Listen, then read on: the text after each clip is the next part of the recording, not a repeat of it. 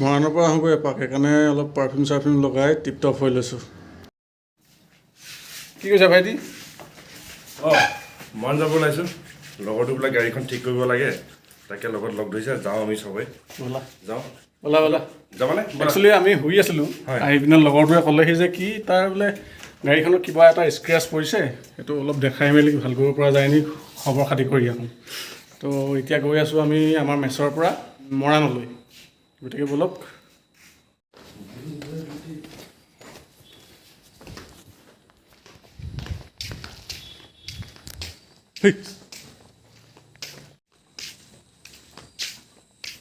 ইয়াৰ গাড়ীখনৰ কাহিনীটো হ'ল ইয়াতে অলপ স্ক্ৰেচ পৰিছে। এইটো এতিয়া দেখাই কেনেকৈ ৰিপেয়াৰ কৰিব পাৰি তাকে আমি সুধিবলৈ যাওঁ। মোৰ লগৰ এটা গেৰেজ আছে মৰাণত। এতিয়া আমি খোৱাঙৰ আমি থকা মেছৰ পৰা গৈ আছোঁ মৰাণলৈ, তাকে সুধি চাওঁ কেনেকুৱা ধৰণৰ কি কৰিব পৰা যায়। এই ঘৰটোতে আমি থাকোঁ মেছ কৰি পিনে। আমাৰ কলিগ আছে, এয়া আমাৰ ভাইটিদাই কাম কৰি আছে।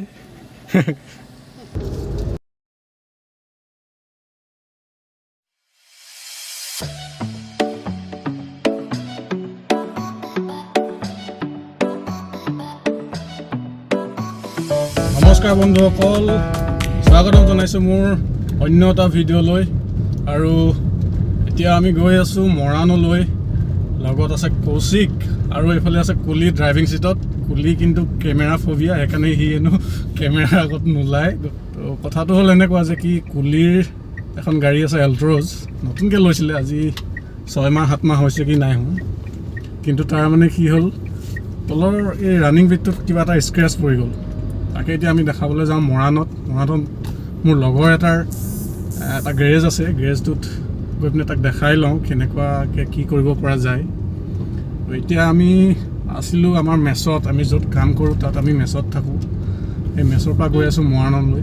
মেছটো আছে আমাৰ খোৱাং আঠাবাৰী।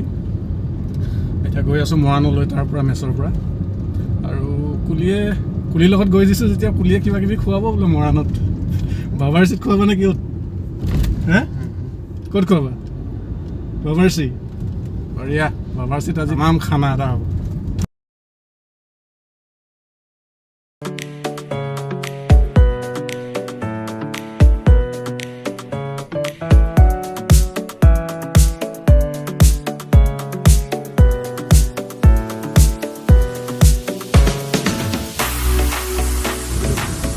কৌশিক, তুমি কিবা ল'বা নেকি? মই বিশেষ তেনেকৈ ল'ব লগা নাই এতিয়া। আকৌ বোলে চেণ্ডেল এযোৰ ল'বা? নহয়, তই ভাবিছোঁ এতিয়া কি হয়। Let's C. আমি আহি পাই গ'লোহি খোৱাং চাৰিআলি। আৰু ইয়াৰ পৰা আমি উঠিম নেশ্যনেল হাইৱেত 37 NH 37 হাইৱেত উঠি পিনে আমি ৰাইট ছাইডে যদি গুচি যাওঁ তেতিয়াহ'লে পাম মৰাণ। এই ছাইডত লেফ্টত গুচি গ'লে আমাৰ ডিব্ৰুগড়, আৰু এইটো ছাইডত যাম আমি এতিয়া মৰাণ। এই ড্ৰাইভাৰ লেফ্টত যাবা, লেফ্টত ডাইভাৰজন আছে, ডাইভাৰজন। এইবিলাক 4 লেনৰ কাম, যিবিলাক কাম আমিয়ে কৰি আছোঁ। একচুৱেলি আমি এইটো তিলৈৰ পৰা যিটো লেপেটকটালৈকে যিটো 4 লেনৰ কনষ্ট্ৰাকশ্যন কাম চলি আছে, সেই কামটোৰ যোনটো কোম্পানীয়ে পাইছে সেই কোম্পানীতে আমি এমপ্লয়ি হয়। আৰু সেই কোম্পানী দিয়া মেছতে আমি আছোঁ আঠাবাৰীত। সেইটো এতিয়া আমি প্ৰাউডলি ক'ব পাৰোঁ এইটো ৰাস্তা আমিয়ে বনাই আছোঁ বুলি। এতিয়া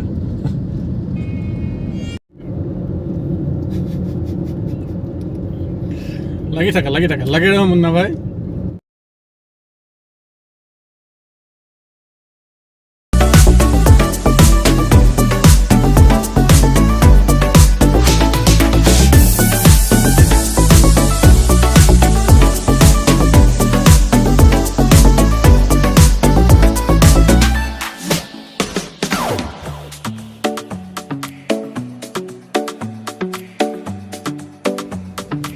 এই গছজোপাৰ ওচৰতে ৰখাই দিবা। সেইটো প্ৰথম গেটটো আগত ইয়াতে এইটো হৈছে।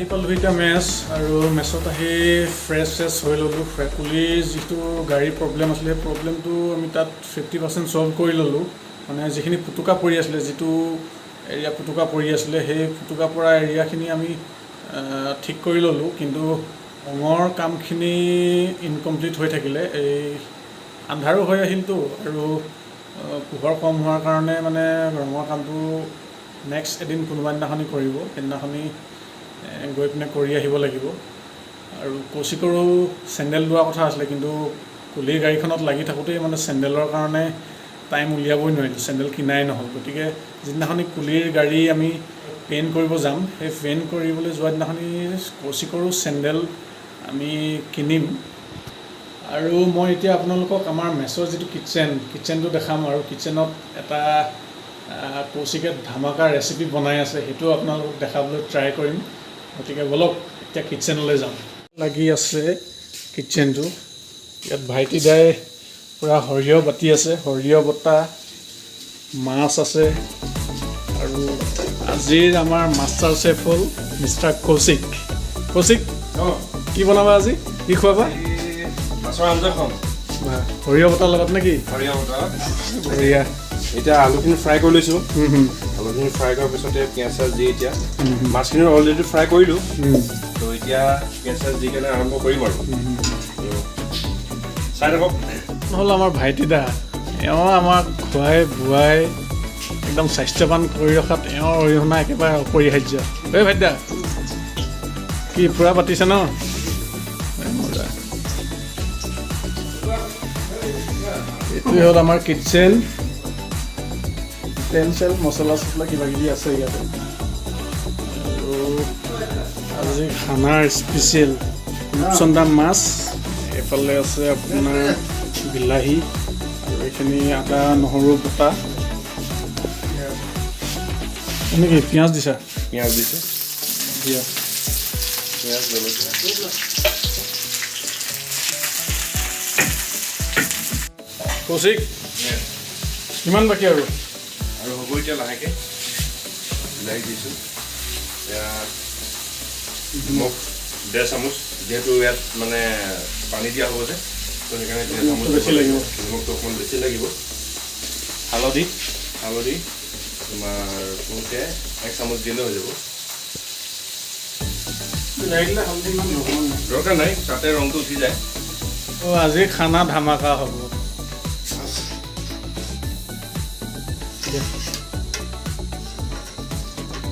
মাছ আৰু লগতে মই নহৰু দি দিছোঁ নহৰুটো মই অকণমান দেৰিকৈ দিওঁ কাৰণ নহৰুটো হৈছে আপোনাৰ স্পেচিয়েলি ক'বলৈ গ'লে তাৰ স্মেলটোহে লাগে স্মেল তোমাৰ আদা আৰু নহৰু স্মেলটোৰ কাৰণে সেইকাৰণে আৰু আগতীয়াকৈ দি দিলে বস্তুটো গোন্ধটো নোলায় তো সেইকাৰণে মই পিছত দিওঁ খাবলৈ সোৱাদ হয় আলু ফ্ৰাই আলুটো প্ৰথমতে ফ্ৰাই কৰি ল'লোঁ নহ'লে আগতীয়াকৈ বইল কৰি দিলে মানে বস্তুটো ভাগি যায় তো ফ্ৰাই কৰি ল'লে বস্তুটো মানে আলুটো ভাগি নাযায় আৰু 15 মিনিটৰ পাছত মানে খানা ৰেডি একদম 15 মিনিট নালাগে আৰু 10 মিনিটৰ ভিতৰত বঢ়িয়া ভোকেই লাগিছে পেটত একদম মানে নিগনি দৌৰি ফুৰিছে একদম এইটো কি ফাইনেল উতল নেকি ফাইনেল উতল বইলিং অলমষ্ট ৰেডি মানে অলমষ্ট ৰেডি অলমষ্ট ৰেডি ন ৰেডি বুলি ক'ব পাৰি আৰু খাই মানে আঙুলি একদম পূৰা চুপি থাকিম নেকি পূৰা বেষ্ট হৈছে মানে বঢ়িয়া হৈছে টেষ্ট কৰিব পাৰা এতিয়া নকওঁ একেবাৰে লগতে কৰিম আৰু মই টেষ্ট কৰি চাব পাৰি কিন্তু বৰ ধুনীয়া হৈছে নিজে পূৰা ভাল পাইছোঁ খাই টেষ্টটো ভাল হৈছে বন্ধুসকল এইখিনিতে মই এটা কথা কওঁ যে কৌশিকৰ এটা ইউটিউব চেনেল আছে কি নাম আছিলে আপোনাৰ হেৰি ট্ৰেভেলিং উইথ কৌশিক মই লিংকটো ডেছক্ৰিপশ্যনত দি দিম আৰু মোৰ ছাবস্ক্ৰাইবাৰ সকলোকে কৈছোঁ যে ইয়াৰো মানে চেনেলটো ছাবস্ক্ৰাইব কৰি ল'ব কাষতে থকা বেল আইকনটো টিংকৈ দবাই দিব আৰু লাইক কমেণ্ট কৰিবলৈ নাপাহৰিব প্ৰায় 10 মিনিটৰ পাছত খানা ৰেডি হৈ যাব খাই বৈ আজৰি হ'ব পাৰিম আৰু কৌশিকৰ যিটো খানা বনাইছে গোন্ধত মানে পূৰা ভোকটো বাঢ়ি গৈ আছে আৰু বেছি টাইম নকৰোঁ ভিডিঅ'টো ইয়াতে সমাপ্ত কৰোঁ যদি ভিডিঅ'টো চাই ভাল লাগিলে তেতিয়াহ'লে এটা লাইক কৰি দিব আৰু চেনেলটো ছাবস্ক্ৰাইব কৰি দিব আৰু কমেণ্ট নিশ্চয় কৰিব। তেনেহ'লে আজিলৈ বিদায় মাগিছোঁ, লগ পাম অন্য এটা ভিডিঅ'ত। ধন্যবাদ।